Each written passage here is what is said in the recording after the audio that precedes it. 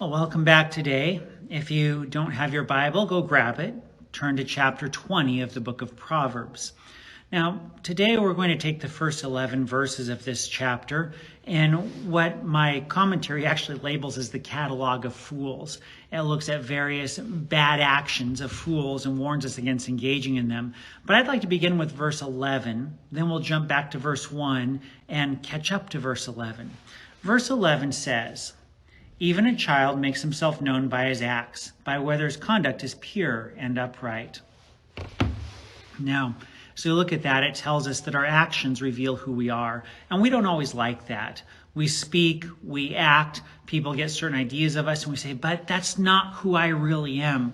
And we have some self-image that is somehow different than what everyone else holds. We think of ourselves better, perhaps, than others do. And we say, well, all they know are they're judging me based on some of my actions. They don't really know who I am. And yet this tells us that our actions reveal who we are. And in fact, that's something that's stated in the New Testament another way. Jesus says a tree is known by its fruits. You find apples, you have an apple tree. You find oranges, you have an orange tree. You don't find apples and say, I think this is an orange tree. And so it is with our actions. Our actions reveal what kind of a person we might be. Now, as we consider that and we go back and we consider some different actions, you may look and go, okay, I can see it now. My actions don't align with who I would like to be, with who I think of myself as. There's a reason that other people think of me differently than I think of myself. And if that's the case, then know this. In salvation, when we put our faith in Jesus, God gives us genuine spiritual life. Salvation is not just a change in status, but it's a change in who we are, what we are. We go from being spiritually dead to spiritually alive. Ephesians 2 says, while we were yet dead in our trespasses and sins, God made us alive with Christ. We find out that we are indwelt by the Holy Spirit. And all of this means that for us as Christians, genuine change is possible. When we realize that our actions do not align with who we would like to be, and they are in fact dishonoring to Christ, the key is not to despair or to surrender to shame, but rather to repent, to go and admit these sins to God and to ask Him for help to change. And then to discipline ourselves and in the power of the Spirit and with much prayer to pursue change. We change our actions. And as we begin to practice new habits, we find that more and more our lives align with who God would like us to be and who we truly would like to be ourselves. And so our actions are a key indicator of where our hearts are. And where we see bad actions, we have an indication that our hearts are wrong and that we need the transforming work of God. So what actions might we be considering? Let's jump back to verse 1. Proverbs 20, verses 1, 2, 3. Wine is a mocker, strong drink a brawler, and whoever is led astray by it is not wise. The terror of a king is like the growling of a lion. Whoever provokes him to anger forfeits his life. It is an honor for a man to keep aloof from strife, but every fool will be quarreling. Now, you look at that and say, okay, this is about provoking a king, drinking, quarreling. It's all about quarreling. It's all about being quick to anger and fighting with other people. And what we find out is that when we are constantly contentious, it doesn't mean we're tough and strong. It means that we're a fool. And in fact, if you look at the first verse of this, it's actually insulting. Any drunk person can get into a fight, but it's an honor to keep aloof from strife. You might say, well, but I need to fight and argue to defend my reputation or to defend my rights. I need to let other people know how important I am. He says, no. If you fight all the time, if you're always arguing with people, if your life is full of contention, well, then you're no better than a drunkard, because even a drunk person can take offense and get into a fight. But it takes self-control. It takes wisdom to avoid strife. And in fact, it is good to avoid strife. He says, the terror of the king is like a growling of a lion. And if you provoke him, you forfeit your life. We go and we provoke the king, and we forfeit our life. And it's our own fault because we've been quick to anger. We go and we provoke people, and we get into conflicts, and we say, why is my life such a hardship? Well, if I'm the one who is a contentious person, who is easily angered, then I'm the reason my life is such a hardship. This tells us it is an honor to a man to keep from strife. Every fool can quarrel. It takes a godly person, a wise person, to avoid constant fighting. Now, this applies to all sorts of arenas in life. I think about marriage because periodically I do premarital counseling, and we do a chapter all the time in our premarital counseling on arguing well. And we always note that in the moment when you're angry, you want to hurt this person. And so it's tempting to call this person you're married to names, to take offense at every little thing, to be irritable with each other, to take offense at every little inconsiderate action of the other person, and to lash out in various ways. And it takes self-control to remember, this is my husband or this is my wife. I don't want to hurt this person, even though in the moment I kind of do. And so it requires self-control to restrain our tongues from saying things that are truly hurtful. It takes self-control to cool off our own temper. It takes self-control to realize, okay, this was not maliciously done, and my response is out of proportion.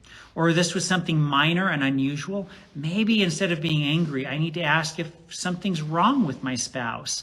If we're quick to fight, we'll tear down our own marriages. Instead, we need to have the self-control to restrain our tongues, to restrain our anger, and to restrain ourselves from constant strife. There's a time to confront issues. There really is, when those issues are serious or when they're ongoing. But much of what irritates us, we can simply overlook, quietly forgive, and move on. In fact, verse 3 says, it is an honor for a man to keep aloof from strife.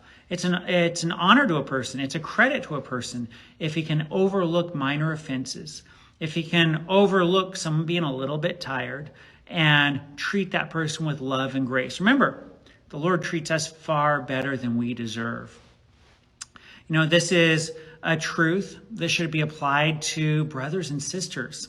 You know, it's easy for us when we're young to think that our brothers and our sisters are always out to get us, and we get into competition with them, and we become easily angered with our brothers and sisters. And if we don't restrain ourselves, if we give in to every little quarrel, we wind up losing our relationships with our siblings.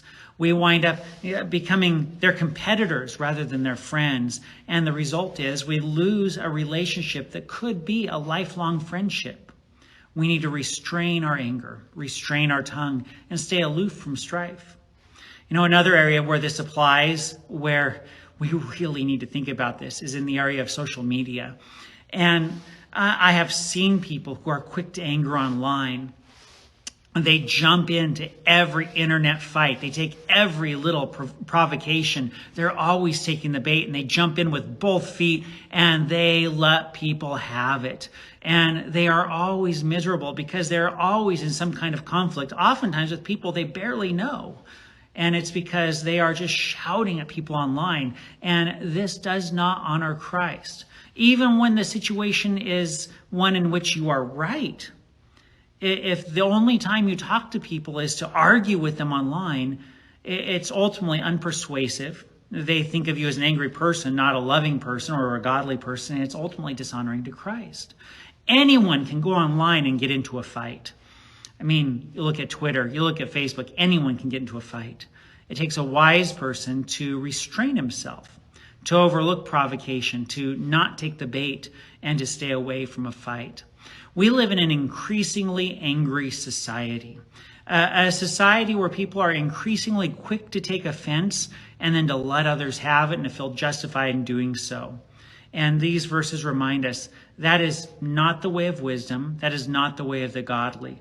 Any drunkard, he says, can get into a fight, but it's dangerous to start a fight because you may find that you've got someone in authority angry at you, needlessly destroyed your life. You may find that you're just involved in strife all the time and your life is miserable. Instead, it is an honor for a person to keep aloof from strife. Well, we go on. Verse 4 says, the sluggard does not plow in this autumn.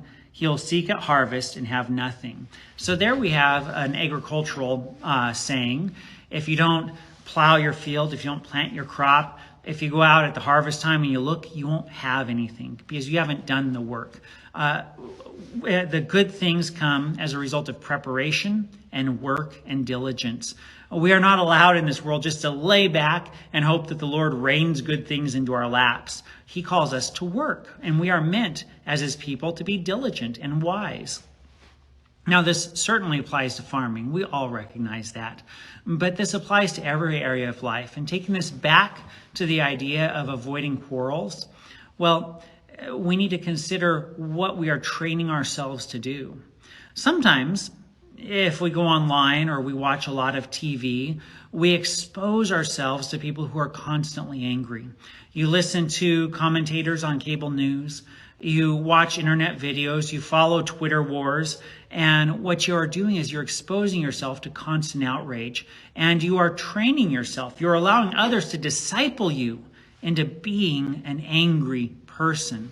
And yet you think, but when I'm confronted with this or that, I will have the harvest of peace. I will have the harvest of patience. When my wife or my husband angers me, I am going to respond with patience and grace.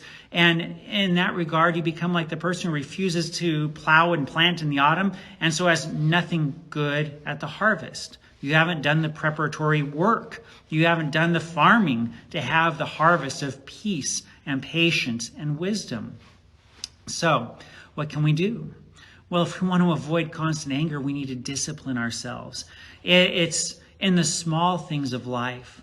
It's saying, okay, if I'm always angry when I am on Twitter, maybe I just need to get rid of Twitter. If I'm angry every time I turn on the news, maybe I need to declare a fast from cable news.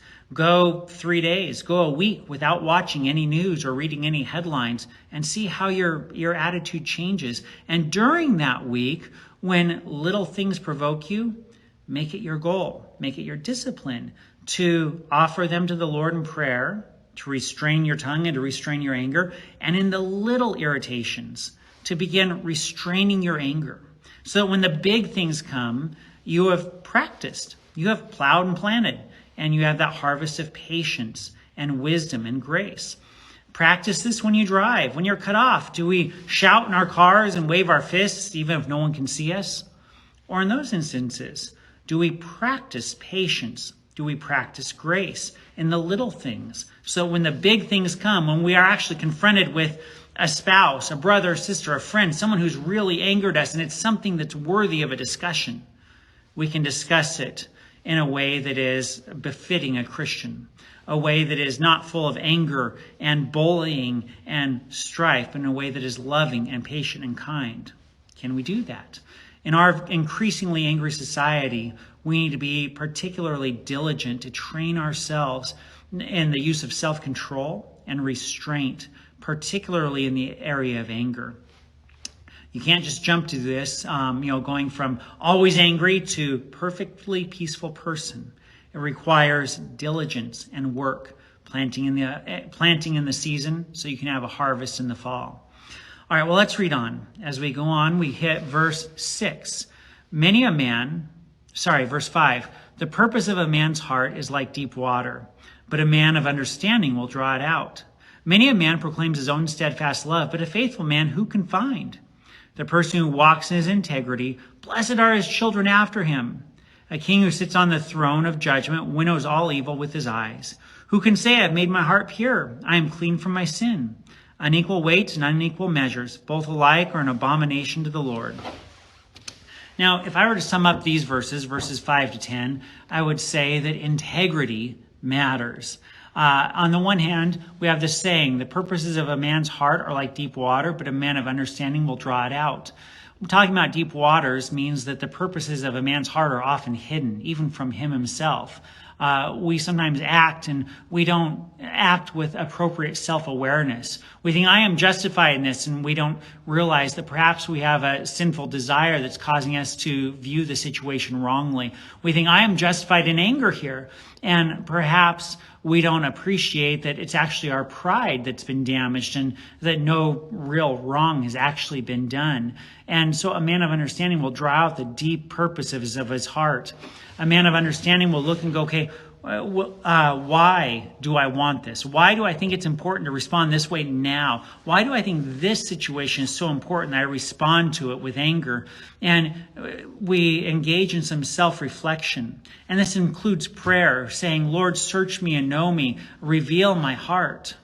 It requires us to pray and then to allow the Lord to help us in that area of self-awareness so that we have a greater understanding of why we are acting the way we are acting. Why am I reacting to this person or this situation in the way that I am? Why do I want to say the things that I want to say?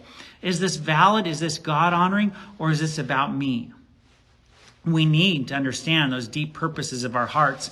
Otherwise, we act without integrity. We come in and we think that we are being righteous, and in fact, we're being self-righteous and arrogant. We're just all about our own pride. We think, I am standing up for this or that, but in reality, we just want our own way. We need to be careful that we don't act hypocritically, even by accident, because we simply don't understand our own motivations. So the man of understanding draws out the deep purposes of his heart. And then in dealing with others, the man of understanding seeks to understand the deep purposes of another person's heart. We can't do this perfectly.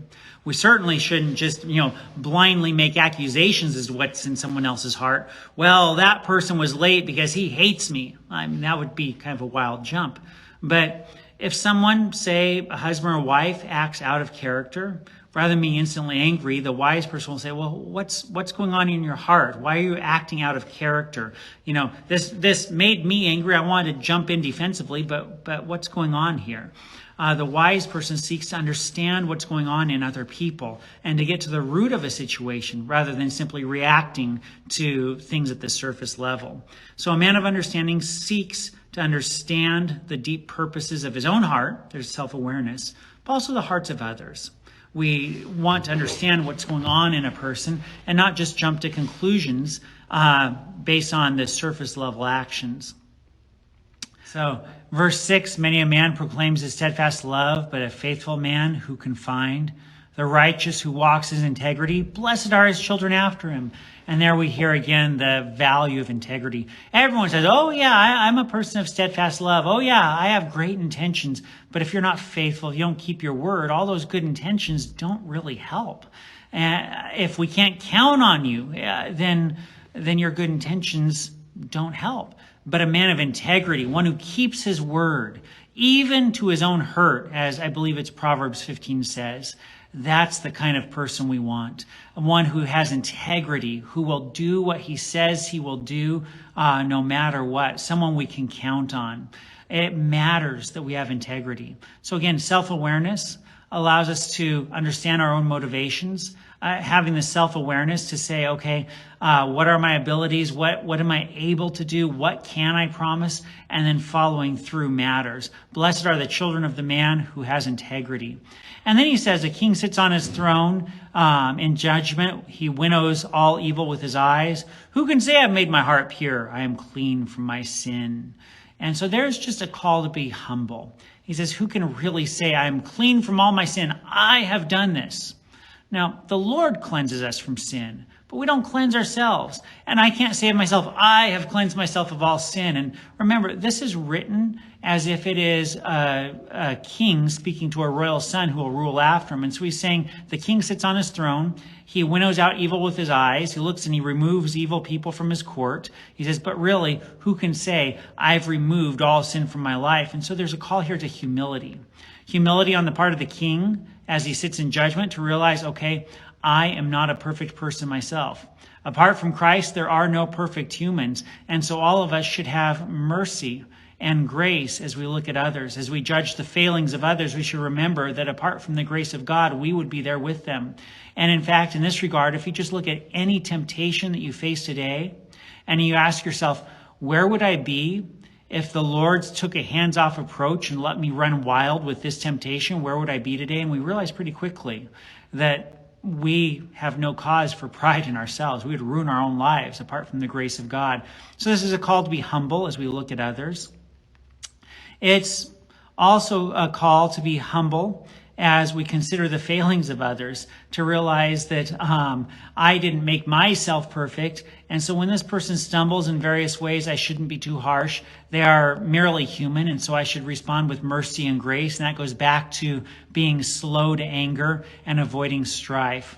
We, all of us, fail in many different ways. And so as we look at others, we should have patience and grace with them just as we would hope they have patience and grace with us. It's that golden rule that we should do to others as we desire them to do to us. And then there's this saying about unequal weights and unequal measures, both alike are an abomination to the Lord.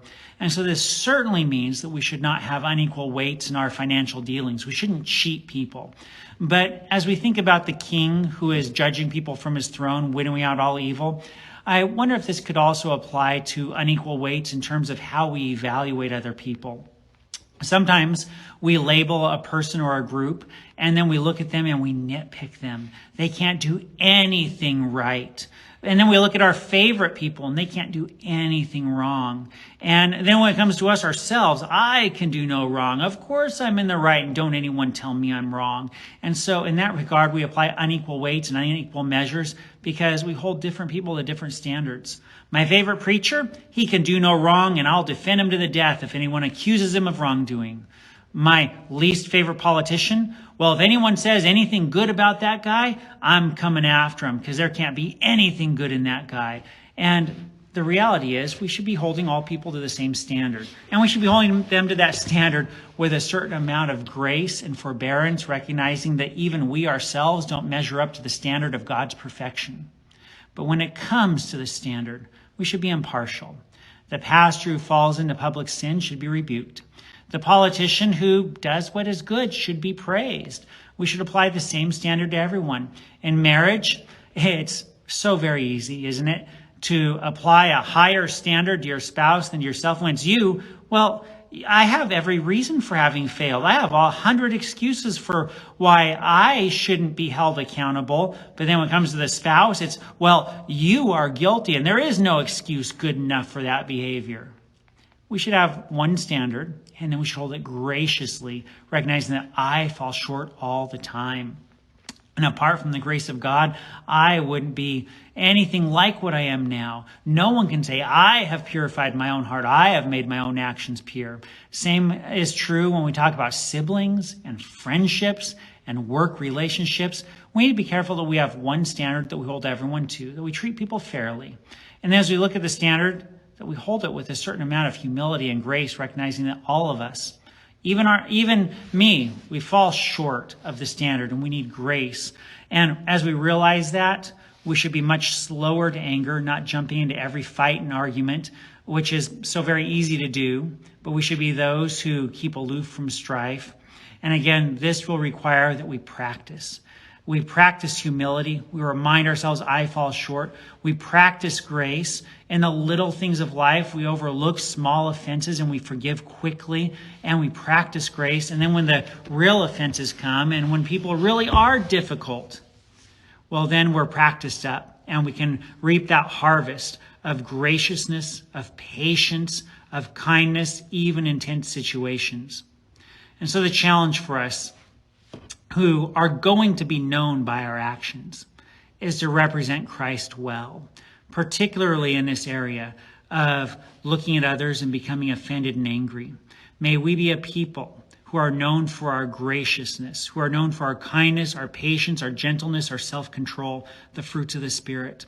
If you find that you're falling short of those, repent and then pray and ask the Lord to help you develop a greater abundance of the fruits of the Spirit so that you're not dragged into every little argument and strife that there could be, but that you may show yourself wise and so honor Christ. I will see you next time.